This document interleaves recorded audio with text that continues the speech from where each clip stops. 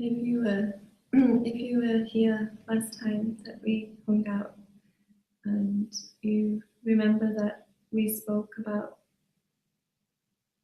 the Panchakoshas from the Upanishads, we spoke about the layers or sheaths that hide or cover the real self, the Atman. We looked at how the first layer over-identifies with the statement, I am the body, believes that this is all it is. And then we looked at the second sheath, which believes that it is the life force. It states, I am the life force energy, and believes that that is all it is.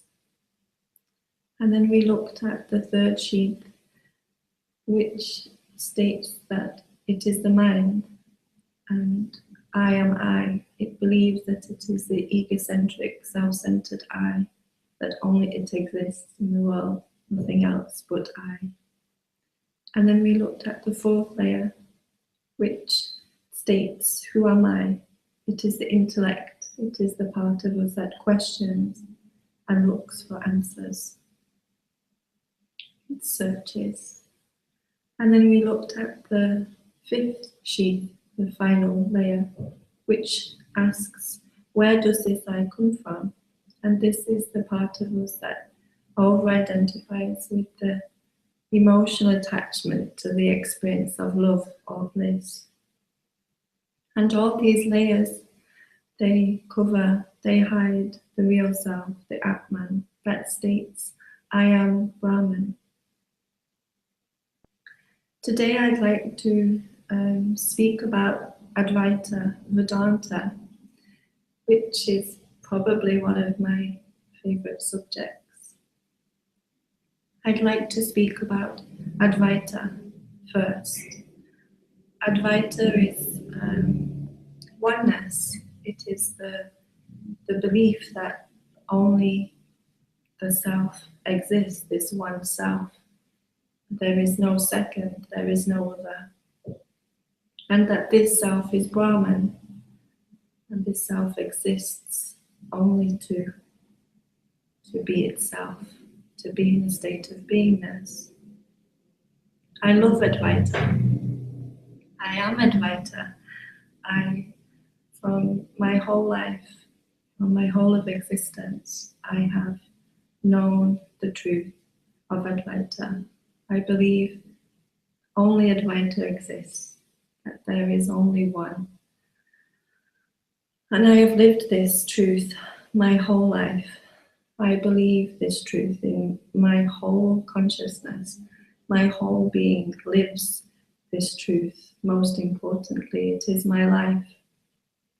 Everything that I do, everything that I am, everything that I think or feel or move towards is to, or in support of Advaita and the propagation of Advaita.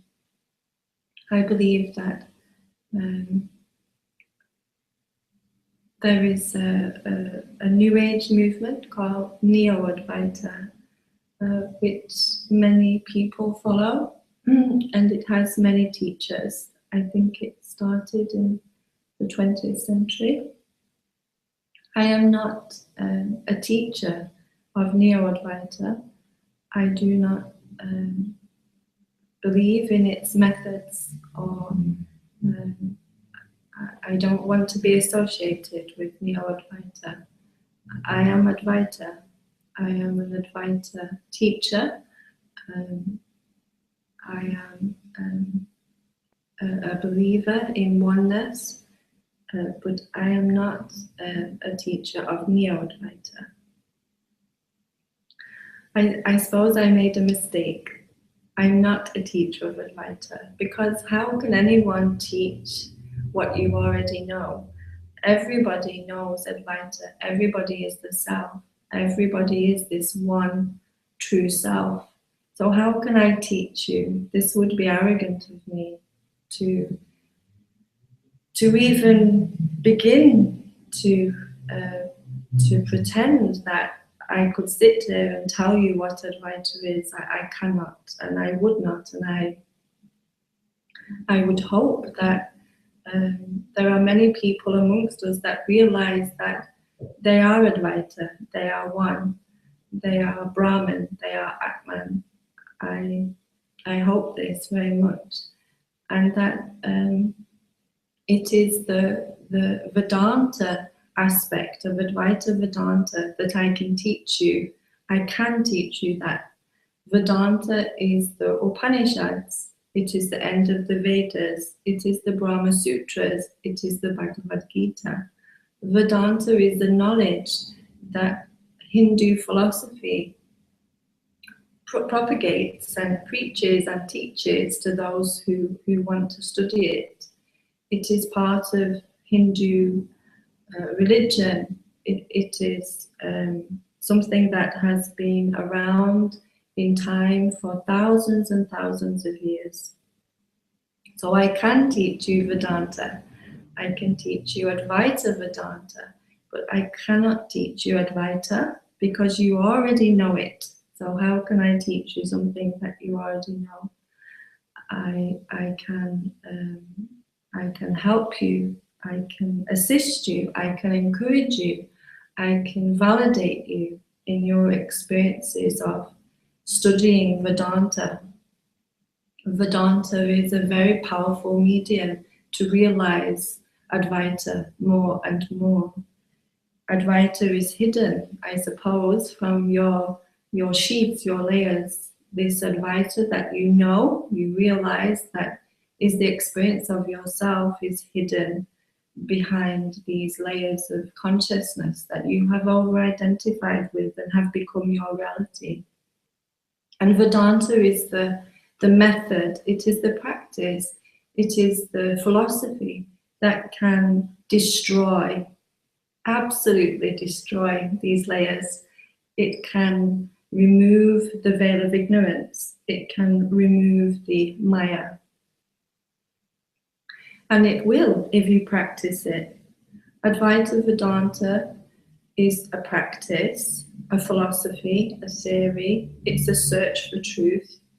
It's everything that I hold dear in my heart, my mind, my being, my consciousness. And I would dearly love to see more students of Advaita Vedanta, the traditional Advaita Vedanta.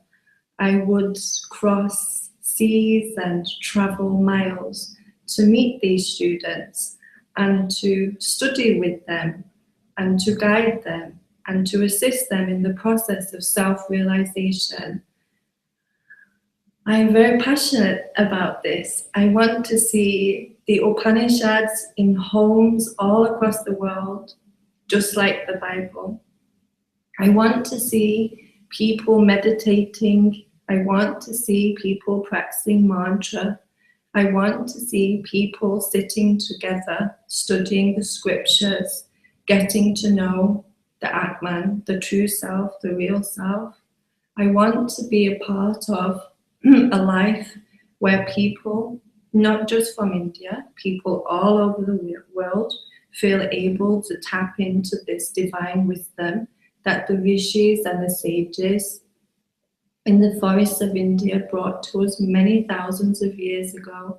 They meditated for tens of years to bring these absolute truths to our consciousness.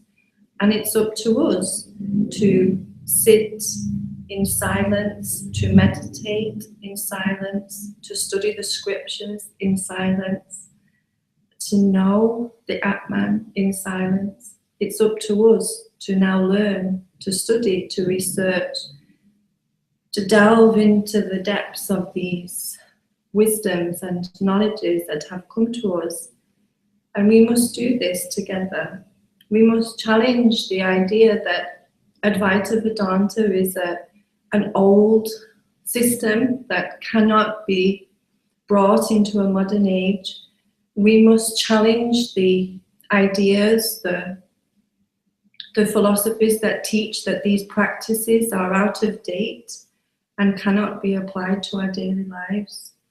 I am an example that this is not true, that my whole life I practice Advaita, and in my latter years I have practiced Vedanta, and I believe that it is the key to success in self-realization.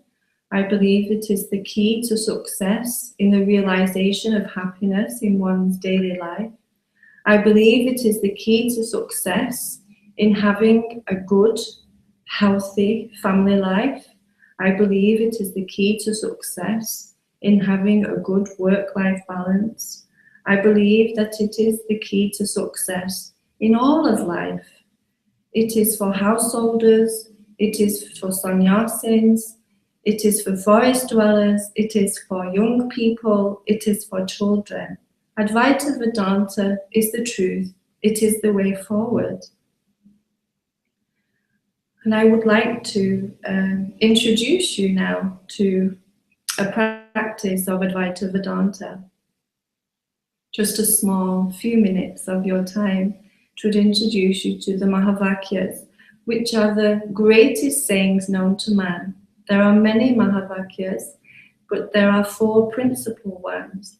And if you recite these sayings in your mind over and over again through your daily life, I promise, I guarantee that you will realize yourself so much more than if you sit and think about self-realization or sit and listen to someone else talk about self-realization. Self-realization does not come from watching someone else talk to you about self-realization. Self-realization comes from within. It's realizing oneself. It's not realizing myself. There is no point in trying to study, understand, work out me or anybody else. It's the study of oneself. It's the realization of oneself. And yes, that self in I and that self in you is the same, but people mustn't focus on what I'm wearing, what I'm doing, how I'm speaking, how I live my life, and then try to be that. They must focus on their self and how their self individually and uniquely wants to manifest its reality in existence. This is the purpose of self-realization. It is the observation, the experience of oneself. And that self, when it's in a state of self-realization, then merges back with the divine Brahman and becomes one, absolutely one, without an absolute second. There is no separation. There is no awareness of another. There is only the I, the large I, the great I, the real I, the truthful I, the I that is, I am that. I am that. There is nothing other than that, and I am that. And one day we can join together in that statement, and we can realize I am that together. But we do that by you studying the Upanishads, studying the scriptures, studying the meditation practices, and not just sitting listening to somebody else talk about it. This doesn't serve any purpose other than to remind you when you've forgotten to then go to your practices, to go to what's right and proper for your life, to go inside, to seek to know yourself, to journey deep within to find the answers of why you're here, what you are to do, who you are, and to know yourself ultimately, that you are that. So I would like to read to you from the Mahavakyas. It is the 4 great sayings. These are in my new program called Eka Yoga, which I have completed now. So the Mahavakyas, they are the 4 principal sayings. The first Mahavakya is Prajnanam Brahma. This means I am pure knowledge. When you say this as a mantra inside your mind over and over again repetitively, you are connecting to the Atman and you are destroying all of your panchakoshas, all the layers and the sheaths become decreased.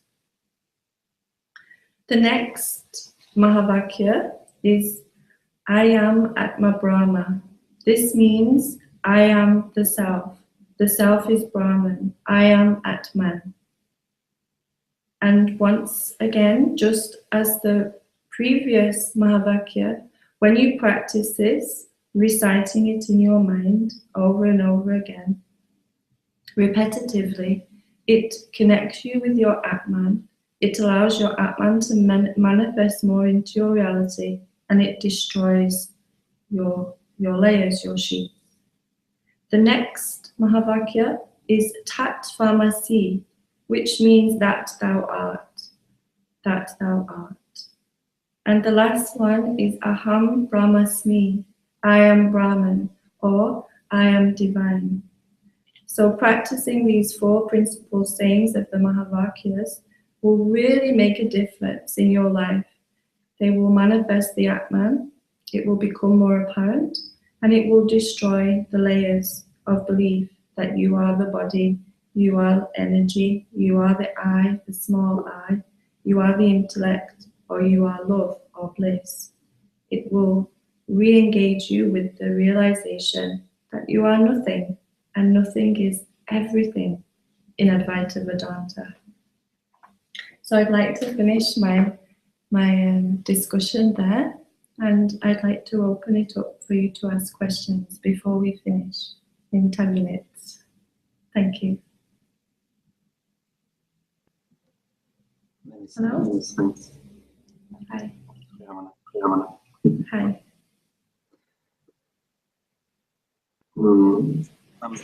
Some people say, please Ramana Devi, accept me and take me over Nilesh complete. Sorry?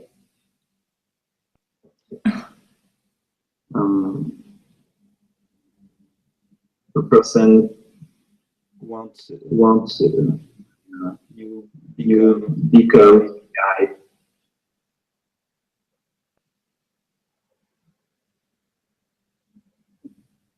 Take me over this mountain needed. Okay, thank you. Thank you, Philippe.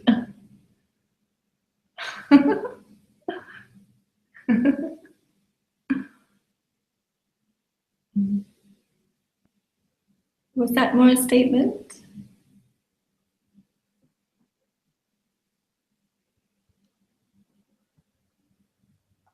Last time I saw the questions on the screen.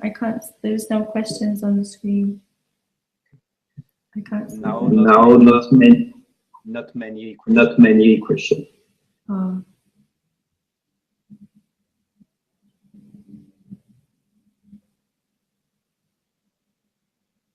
No more questions?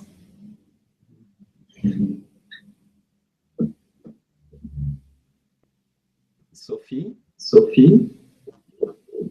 right? What does physical pain mean? And how can we deal? What does physical pain mean? What does physical pain mean? And how can we deal with it? How can we be? Deal with it. I don't understand. I need Anand to put the questions on, but he's not.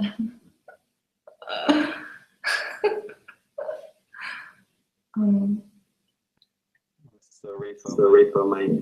It's not your fault. It's not your fault. Can you try once more?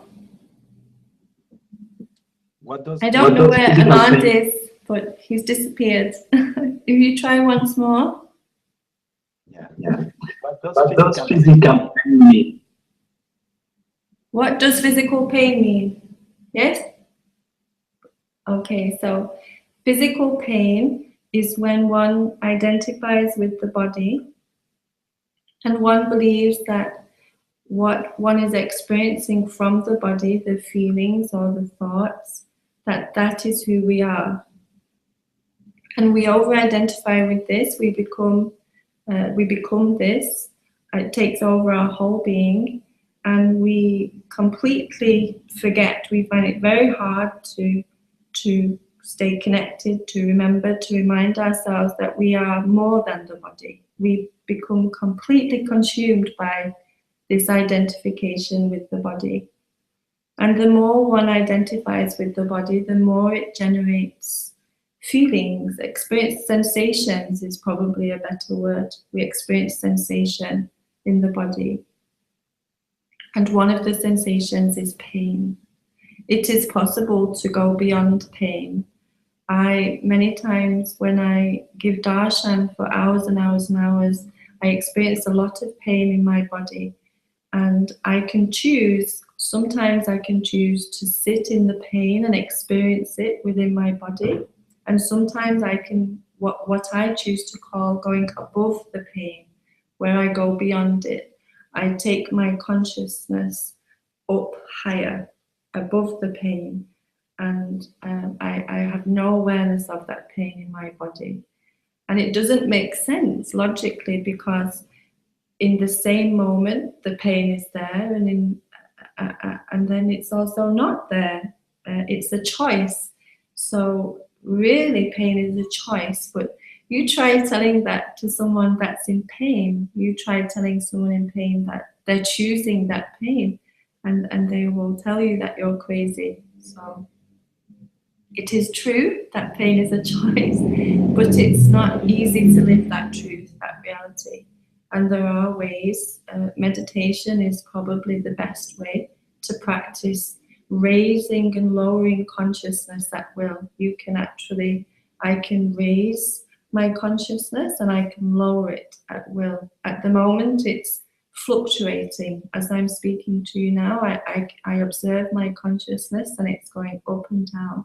When I give darshan, it's just rising up. I take it as high as possible. And then when I'm in conversation, it's fluctuating, because 1 minute I'm inside, delving into the place within myself that has all the answers, and the next minute I'm connected to yourself and empathizing and having compassion with whatever is going on inside of you. So that's why it causes a fluctuation in consciousness. So meditation can help you.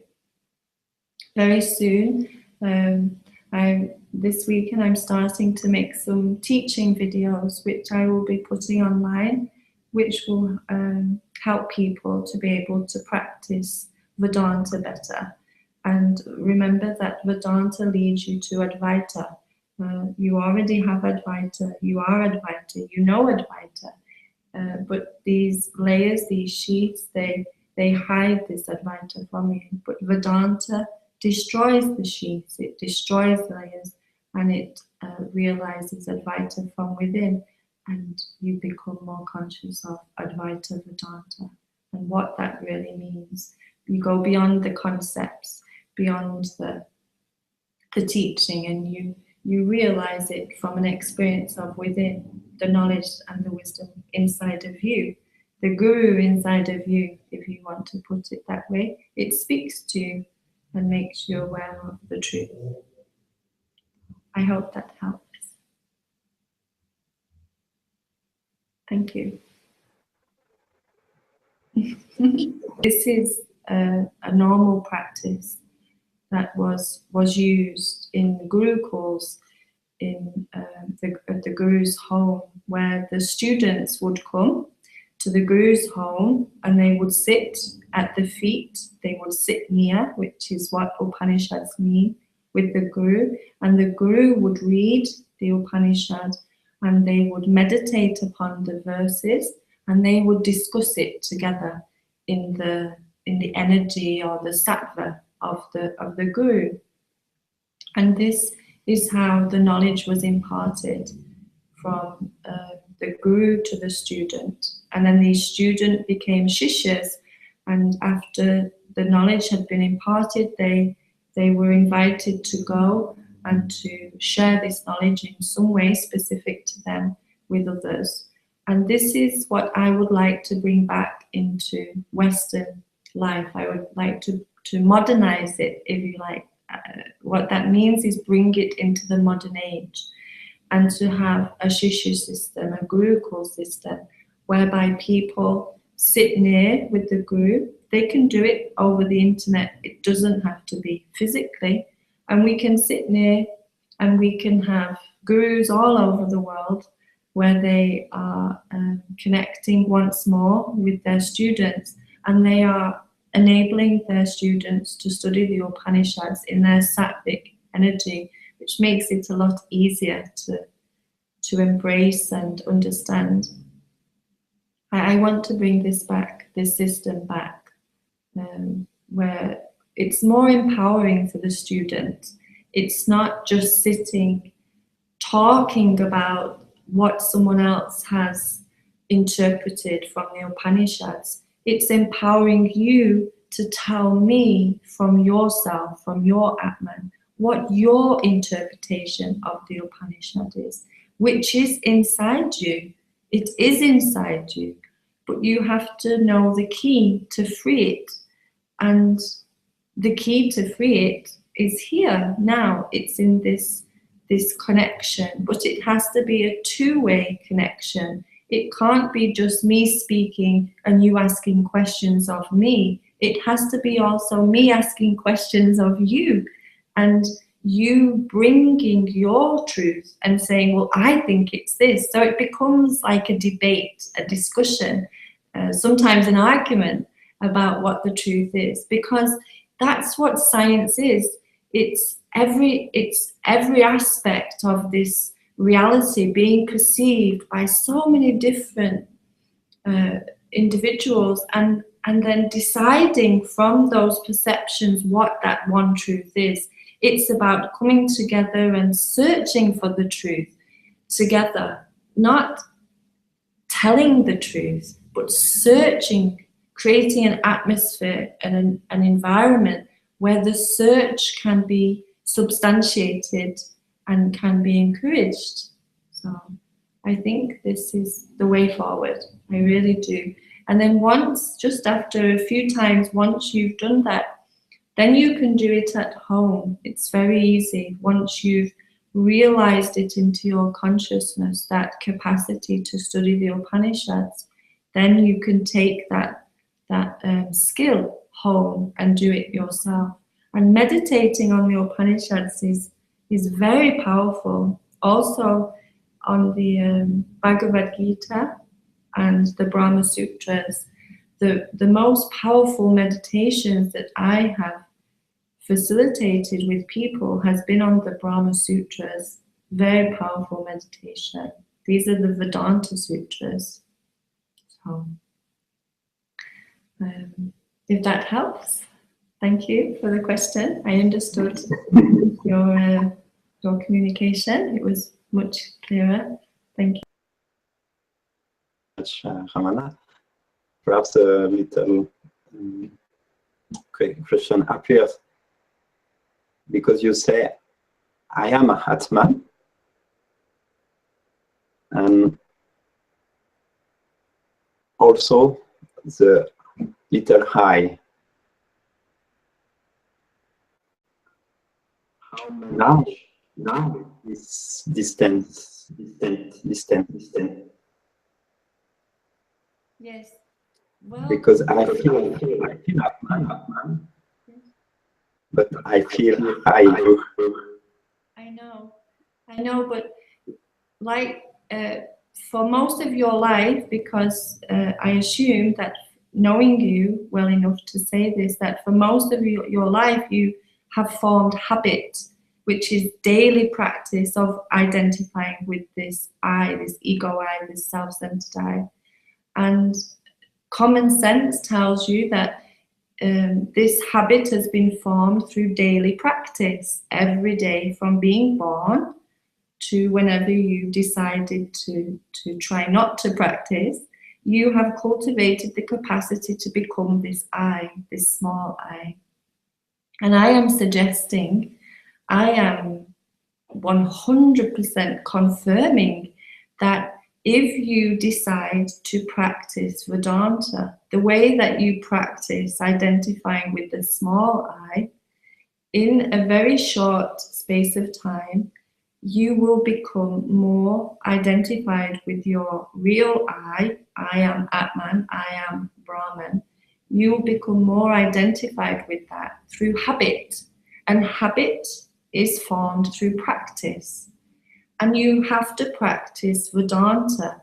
You have to practice focusing on your Atman, realizing your Atman.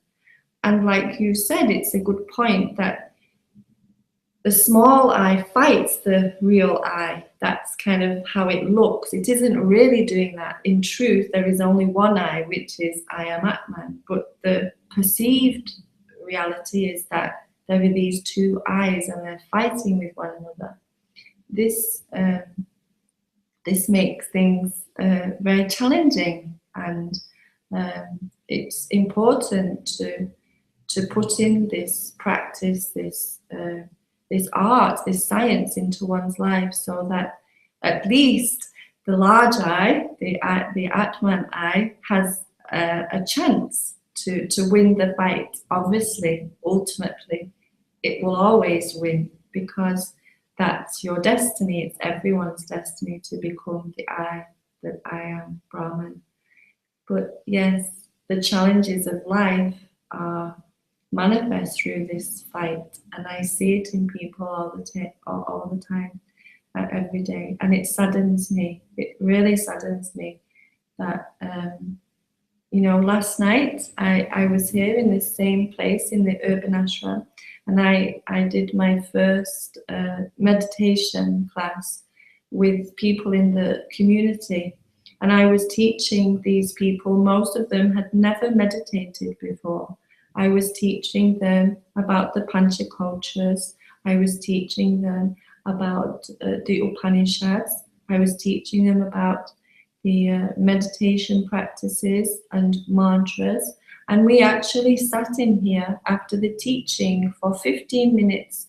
They sat and they practiced Prajnanam Brahma mantra in meditation with eyes closed for 15 whole minutes. And it was a very powerful evening for me to watch these people who have never meditated before. Some of them have, some of them haven't. And for them to learn this mantra very quickly and to practice it in their mind, and to sit chanting in silence with people they'd never met before, and then to come out of that meditation and to experience the Atman and how it had grown. The awareness of Atman had grown inside of them. It was more, as an observer, you could perceive it more within them. It was a massive achievement. It was very powerful. I really loved it. I felt very honored to be with them. They were amazing people. And yes, I would like to see more of that in the community, in normal communities. I don't mean spiritual communities. These are people from the local community who live near the ashram, who've never even really, I don't know, some of them have never even really been interested in meditation. But they came along, they had an open mind, and they were amazing. They were so cool. And this is how it was in India years ago. The ashram, the people in the community, people would come to the ashram and they would learn Advaita Vedanta practices, theory, the science, the philosophy. And this was normal. And I want this to be normal. I want it to be normal because it is normal. But in this country, and in Europe, and in other places, it's not as socially acceptable. I want it to become more socially acceptable, and I will do everything within my power to make that so. When I've decided to do something, I usually don't stop until I've succeeded. So I'm working very hard at that, and Yes, it's very enjoyable. Is that okay, Philippe? Yes, thank you very much. Excuse me for the traduction and for the connection. It's not very good all time. I'm sorry. and for next time, I look at the schedule. Perhaps it's possible on 25 of August. If you can. Next time. You'll have to sort 25 of August, if you can. Yeah, next time I need to have the questions on the computer, because then I don't need to get them from you. So I apologize that they're not on the computer today, and it's very difficult to catch every word. So better next time. But I had fun. It's nice to see you, and thank you for letting me spend some time with your family before we started. And please say a big hello and send my love to them all when you go now. So I'll see you soon. See you. Okay, thank you. Thank you. Thank you. Okay. Thank you for Yes, thank you. Bye. Bye, everyone. Bye. Bye. Bye.